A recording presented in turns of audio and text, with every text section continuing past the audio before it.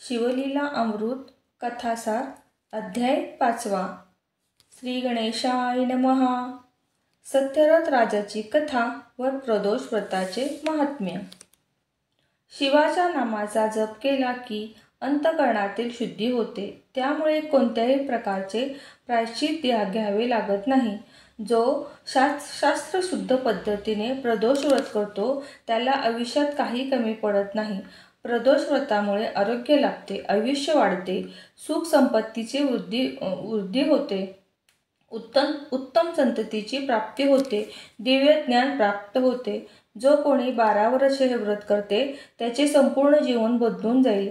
त्यांच्या हृदयातील देवत्व पूर्णपणे प्रकट होईल.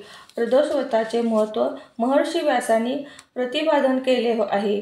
अशी त्यांच्यावर पूर्ण श्रद्धा ठेवून त्यांनी सांगितल्याप्रमाणे मार्गाप्रमाणे आचरण करा. मनामध्ये कसल्याही प्रकारची शंका ठेवू नये. सत्याच्या मार्गावर वाटचाल करताना आपणास अनेक चांगले दृष्टांत प्राप्त होतात. शौनक अगदी ऋषींना शिवमहिमा सांगू लागले. पुरातन काळी सत्यरथ नावाचा राजा राज्य करीत होता. तो महापराक्रमी होता. मोठमोठी युद्धे त्याने जिंकली होती. धर्माच्या मार्गाने तो वाटचाल करीत होता. तो नित्याने शिवाची आराधना करत असे. एके दिवशी शाल्व देशाचा राजा आपले मोठे सैन्य घेऊन सत्यराजाच्या देशात आला. दोघांमध्ये घनघोर असे युद्ध झाले. त्यामुळे सत्यरथाचा पराक्रम झाला आणि युद्धात तो मारला गेला. त्यामुळे शत्रू सैन्याने नगरामध्ये प्रवेश केला. सत्यरथ राजाची राणी गरोदर होती. तिचे दिवस भरले होते. पण शत्रू नगरात शिरलेला कळताच ती चोरवाटेने रानात पळून गेली. रानावनात जीवाच्या आकांताने ती पडत होती. शत्रूंच्या भीतीने ती मागे पुढे पाहत होती. पुन्हा पळत होती. आपण शत्रूच्या हाती तर लागणार नाही ना, अशी तिला भीती वाटू लागली. त्या विचाराने भीतीने ती बेशुद्ध होई. सावध होताच ती पुढे पळत होती. अतिशय सुकुमार सौंदर्यवती अशी ही राणी होती. रानावनात पळताना तिच्या पायात काटे टोचत होते. तिला असह्य वेदना होत होत्या. आता केवळ कष्टच होते. प्रारब्ध कर्माप्रमाणे प्रत्येकाला फळ भोगावेच लागते. राणीच्या नशिबी आता केवळ कष्टच होते. अनेकदा दासीमध्ये वावरणारी राणी आता एकटीच पडली होती. तिच्यासोबत कोणीच नव्हते. दमून भागून गेलेली ती राणी शेवटी एका झाडाखाली बसली. तहानेने तिचा जीव व्याकुळ झाला होता. तोंड कोरडे पडले होते. त्यातच तिला आता प्रसव वेदना सुरू झाल्या. त्या अत्यंत कठीण अशा परिस्थितीमध्ये प्रेमळ माणसे आपल्यासोबत असावीत असे वाटले. पण आता तिच्याजवळ तर कोणीच नव्हते. पाण्यासाठी ती मोठमोठ्याने ओरडत होती. पण तिचे ते ओरडणे ऐकण्यास तेथे एकही दासी नव्हती अथवा कोणीच नव्हते. अशा परिस्थितीत तिने एक सुंदर गोंडस मुलाला जन्म दिला. आता ती थोडी सावरली. पुत्रमुख पाहून तिला अतिशय आनंद झाला. तिच्यात थोडे बळ आले. बाळाला झाडाखाली सोडून राणी इंदुमती हळूहळू चालत जवळच असलेल्या सरोवरापाशी आली. पाणी घेण्यासाठी ती पाण्यात जाऊन पाणी घेऊ लागली. पण तेवढ्यात तिने पडलेल्या असलेल्या मगरीने तिचा पाय आपल्या तोंडात धरला व तिला मारून टाकले. इकडे नुकताच जन्मलेला राजपुत्र झाडाखाली एकटाच पडला होता व मोठमोठ्याने रडत होता. त्या बाळाचे रडणे ऐकून तेथून निघालेली एक विधवा ब्राह्मण स्त्री तेथे आली. तिला कडेवर घेऊन वर्षाचा एक बाळ मुलगा होता. तिच्या कडेवर 1 वर्षाचा एक लहान मुलगा होता. तिलाही कोणी नव्हते. त्या गोंडस बाळाला पाहून तिला आनंद झाला. पण तो रडत होता. त्याच्या जवळपास कोणीच नव्हते. त्यामुळे तिला त्याची दया आली.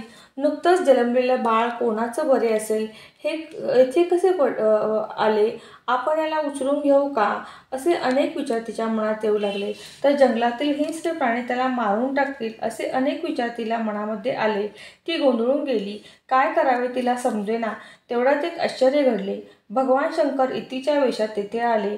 ते त्या स्त्रीला म्हणाले, या बाळाला तू आपल्या घरी अवश्य घेऊन जा.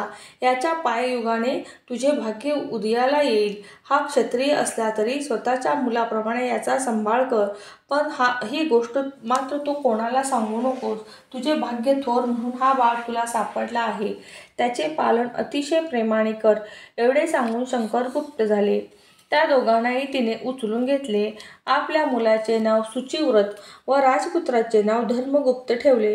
गावात भिक्षा मागून त्यांचा उदरनिर्वाह चालू होता.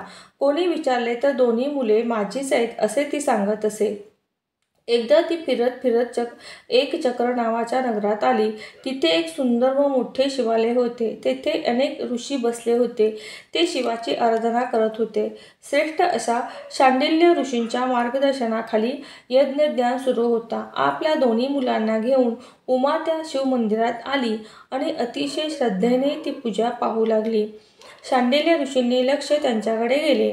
धर्मगुप्ताकडे पण ते अतिशय निरखून पाहू लागले व म्हणाले, हा खरे तर राजपुत्र, पण दैवगतीमुळे तो दीन झाला आहे, लाचार झाला आहे आणि आपल्यासमोर भिक्षा घेण्यासाठी आला आहे.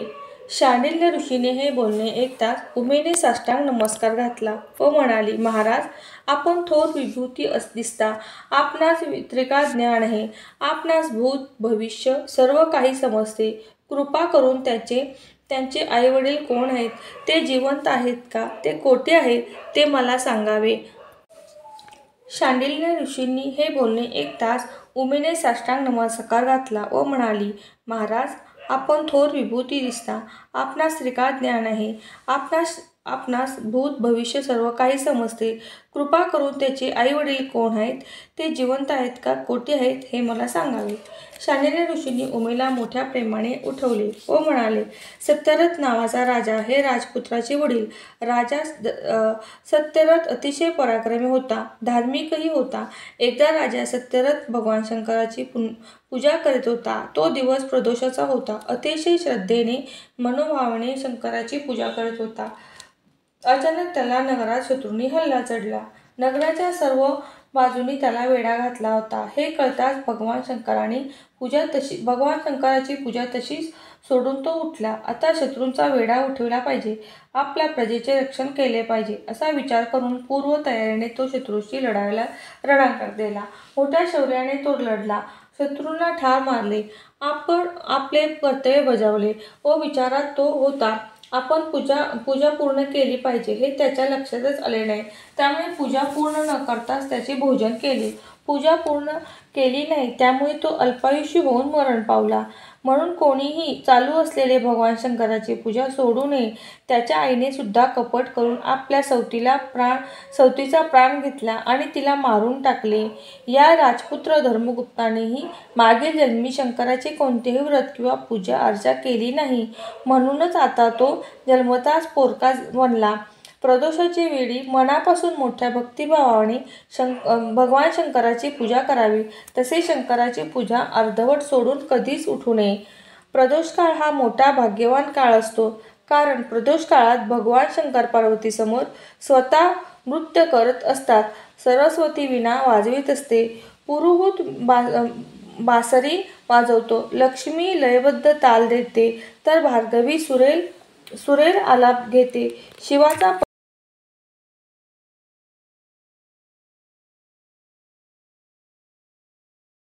किन्नरदेव हे सर्वजण शंकराचे नृत्य पाहत असतात. हे सर्व उमेने जाणून घेतले. आता तिला आपला मुलगा सुचिव्रताबद्दल जाणून घेण्याची जिज्ञासा निर्माण झाली. अतिशय विनम्रपणे ती म्हणाली, मुनिवरा, आपण मला बहुमोल असे ज्ञान दिलेत. मी आपल्याजवळ शरण आले आहे. आता माझा मुलगा दरिद्र का झाला आहे हे कृपा करून सांगावे. तेव्हा शांडिल्य ऋषींनी म्हणाले, तुझ्या मुलाचे मागील जन्मी अन्यायी मार्गाने संपत्ती मिळवली, पण दान मात्र काहीच केले नाही. तसे शंकराने पूजाही कधी केली नाही. त्याप्रमाणे पराग चोरून खाल्ले तर जीभ जड होते. त्याचप्रमाणे दुसऱ्याचा पैसा फसवून घेतला तर त्या हाताला पाप भोगावे लागतील. परमस्त्रीची अभिलाषा धरली तर अंधत्व येते. म्हणून परमस्त्री किंवा दुसऱ्याच्या पैशाचे अभिलाष धरू नये.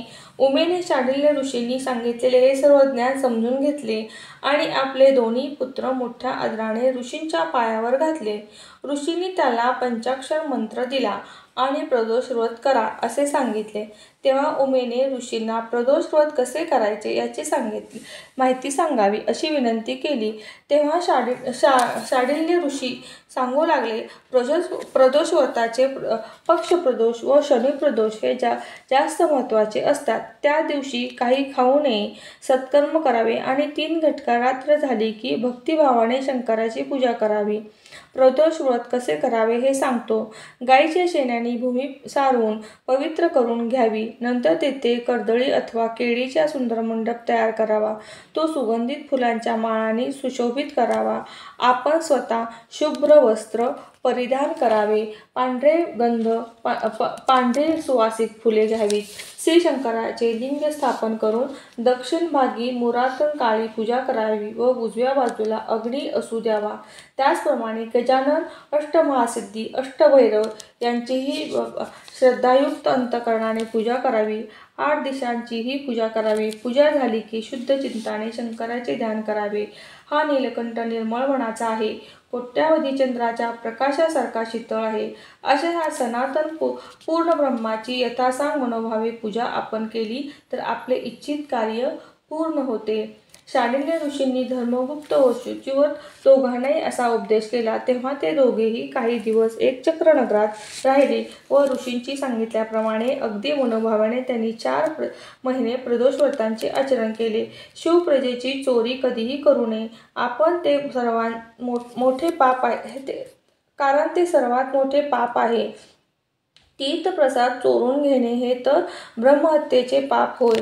अशा प्रकारे मोठ्या सात्विकतेने व भक्तिभावाने शुचिव्रत व धर्मगुप्त प्रदोषव्रत आचरण होते। एकदा शुचिव्रत असाच एकटा नदीकाठी फिरत चालला होता। तेवढ्यात त्याच्या समोरची एक दरड एकदम ढासळली आणि त्यातून एक हंडा बाहेर पडला। तो हंडा सोन्याच्या मोहराने काठोकाठ भरलेला होता। तो हंडा घेऊन शुचिव्रत आपल्या घरी घेऊन आला। उमेला खूप आनंद झाला। शुचिव्रत त्यातील धनाचा अर्धा भाग धर्मगुप्ताला देऊ लागला, पण शुचिव्रताने मोठा भाऊ असल्यामुळे धन घेतले नाही। ते दोघेही शिवध्यानामध्ये व शिवपूजेमध्ये मग्न होते। त्यामुळे भगवान शंकराची पुन्हा कृपा झाली आणि दोघांचे वैभव वाढतच चालले। एके दिवशी दोघेजण वनविहार करीत होते। त्याच वनात गंधर्व कन्या खेळत होती। त्यातील एक अतिशय सुंदर होती। राजपुत्र धर्मगुप्त तिचे सौंदर्य पाहून आकर्षित झाला आणि तो तिच्याकडे एकटक पाहू लागला। ते पाहून शुचिव्रत त्याला समजावून सांगू लागला, हे धर्मगुप्त, परमस्त्रीकडे असे पाहू नये। अशा स्त्रिया पुरुषांना मोहात पाडतात, त्यामुळे अनर्थ घडतो। पुढे काही अंतर चालून गेल्यानंतर त्याला गंधर्व नावाची कन्या अशुमंती दिसली। ती तर अप्सरेपेक्षाही सुंदर दिसत होती। अशुमंतीने त्याच्याकडे पाहतच राहिली।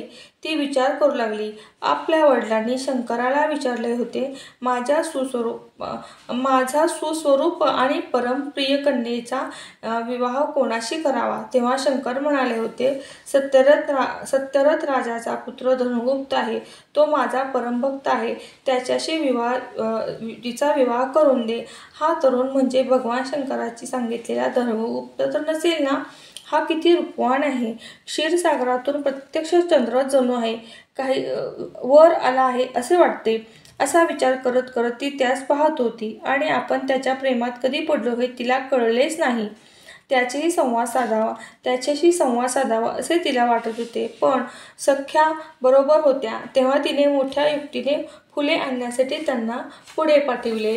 अंशुमतीने अतिशय सावधपणे राजपुत्र धर्मगुप्ताला आपल्याजवळ बोलावून घेतले। त्याच्यासाठी पल्लवाचे मऊ आसन तयार केले। राजपुत्रालाही हेच हवे होते। तो मोठ्या आनंदाने आसनावर येऊन बसला। इतक्या जवळ असूनही अंशुमती त्याच्याकडे सरळ सरळ पाहू शकत नव्हती। तिच्या सुंदर चेहऱ्यावर लज्जेचे भाव पूर्णपणे दिसत होते। त्याच्याशी असे बोलणे ते तिला समजत नव्हते, पण मात्र धीर धरून ती म्हणाली, मी आपल्या प्रेमात कधी पडले हे मला समजलेच नाही। आपल्याशिवाय मी कोणाचा विचार करू शकत नाही। प्रिया, मला आपली म्हणा। आणि अंशुमतीने आपल्या गळ्यातील तेजस्वी मौलिकीन माळ हलकेच काढली आणि राजपुत्राच्या चरणावर ठेवली। तेव्हा धर्मगुप्त म्हणाला, हे सौंदर्यवती, मला आई वडील नाहीत। शत्रूंनी माझ्या वडिलांना ठार केले, माझे राज्य घेतले आहे. मी गरीब आहे, त्यामुळे तुझ्या पित्याला मी पसंत पडेल असे वाटत नाही. तेव्हा मोठ्या नम्रपणे अश्रुमंती म्हणाली, आपण माझ्यावर पूर्ण विश्वास ठेवावा. मी माझ्या पित्याला सर्व व्यवस्थितपणे जाऊन सांगते. आपण 3 दिवसांनी याच ठिकाणी आपल्या दोघांचा विवाहासाठी यावे. मी माझ्या पित्याला घेऊन येईल. त्यांच्या संमतीनेच आपला विवाह होईल असे बोलून ती तेथून हे सारे पित्याला कथन करण्यासाठी निघून गेली. धर्मगुप्तही आपल्या घरी आला. ही सर्व हकीकत त्याने आपल्या भावाला सांगितली. तेव्हा तो म्हणाला, आपणास हा शांडिल्य ऋषीचा कृपाप्रसाद लाभला आहे. गुरुचरणावर ज्यांनी श्रद्धा असते त्यांना कधीच काही कमी पडत नाही. कधी मृत्यूपासूनही गुरु आपल्या शिष्याचे रक्षण करतो. दोघा भावांनी ही हकीकत आपल्या आईला सांगितली.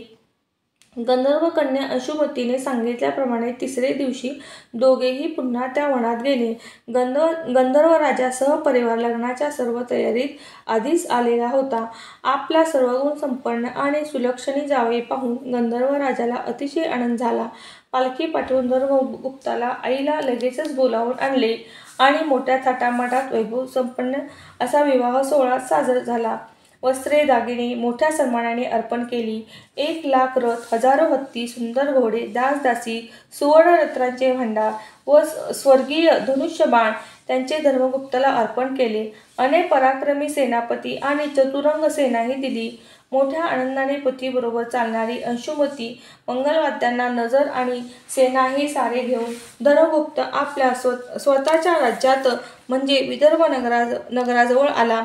बलशाही गंधर्व सेनेने विदर्भ राजाचा ताबडतोब पाडाव केला.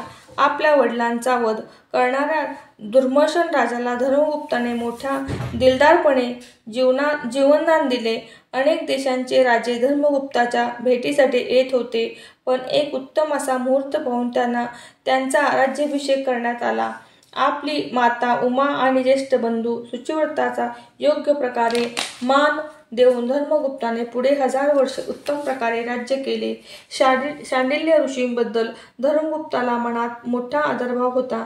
त्याने शांडिल्य ऋषींच्या मोठ्या सन्मानाने आपल्या नगरीत बोलावून घेतले आणि गुरुदक्षिणा म्हणून 100 पद्य मोहरा त्यांच्या चरणावर अर्पण केल्या. त्याचप्रमाणे मौल्यवान रत्ने, अलंकार, वस्त्रेही अर्पण केली. त्यांची शिवभक्ती अखंड सुरू होती. त्यामुळे दुःख, संघर्ष, संकटे, रोग, वैधव्य, मरण वगैरे राज्यातून नाहीसे होऊ झाले. राजा प्रजाचे सदैव गुणगान करीत असे, तर ब्राह्मणांचे उत्तमोत्तम आशीर्वाद लाभत होते. राज्यात सर्वत्र आनंदी आनंद झाला. अश्रुमंती ही सुखी समाधानी होती. अशा प्रकारे 1000 वर्ष धर्मगुप्ताने राज्य केले व त्यानंतर आपला मुलगा सूरज याला राज्याभिषेक केला व त्याच राज्य दिले. आपण मात्र मनोभावे शंकराची प्रार्थना करू लागला. भगवान शंकराने प्रसन्न होऊन धर्मगुप्तालाही एक दिव्य विमान पाठवले. धर्मगुप्त राजाला असा दिव्य देह प्राप्त झाला. आई, भाऊ आणि पत्नी अंशुमतीसह राजा कैलासात गेला. तिथे शिवाचे दर्शन घेतले. सर्वांनी लोटांगण घातले. तेव्हा आपल्या प्रिय भक्ता शंकराने उचलून आपल्या हृदयाशी घेतले आणि त्याची अनन्य अशी भक्ती पाहून त्याला स्वतः जवळच अक्षम्य पद दिले. असे हे धर्मगुप्ताचे आख्यान. जे नित्यनेमाने वाचतात किंवा श्रवण करतात त्याचे सर्व संकट प्रसंगी स्वतः भगवान शंकर मागे पुढे उभे राहून त्याला सांभाळ करतात. ते पापमुक्त होतात. त्यांचा विजयश्री नेहमीच हार घालते. वैभव प्राप्त होते. प्रदोष व्रत करणाऱ्यांना मृत्यूचे भय वाटत नाही. ज्याच्या घरात शिवलेला मृथा ग्रंथ असतो त्यांचे भगवान शंकर पाठीराखे असतात. शेवटी त्यांना शिवचरणाजवळ जागा मिळते. खरोखरच हा ग्रंथ अलौकिक आहे. हा एक प्रकारचा विशाल असा आम्रवृक्ष आहे. जसा आंब्यामध्ये मधुर रस भरलेला असतो त्याप्रमाणे त्या काव्यामध्ये भक्तिप्रेमाचा मधुर रस भरलेला असतो. परंतु ज्याची शिवाच्या चरणावरती निष्ठा नसते, दृढ श्रद्धा नसते, त्याने त्या काव्यातील आशयाचा आनंद घेता येणार नाही. परमार्थाच्या प्राप्तीसाठी अंतःकरणाने शुद्धता आणि परमश्रद्धा हे 2 गुण महत्त्वाचे आहेत. यांच्या आधारेच कितीतरी स्त्री पुरुषांची आपले जीवन आनंदमयी बनले. त्याचप्रमाणे आपणही एकनिष्ठेने परमश्रद्धेने हा ग्रंथ वाचन करून त्याचप्रमाणे शिवाची आराधना करावी. त्यामुळे आपले संकटे तर तळून जातीलच आणि त्याचबरोबर शिवचरणाची एकरूपता साधता येईल. अध्याय 5 समाप्त.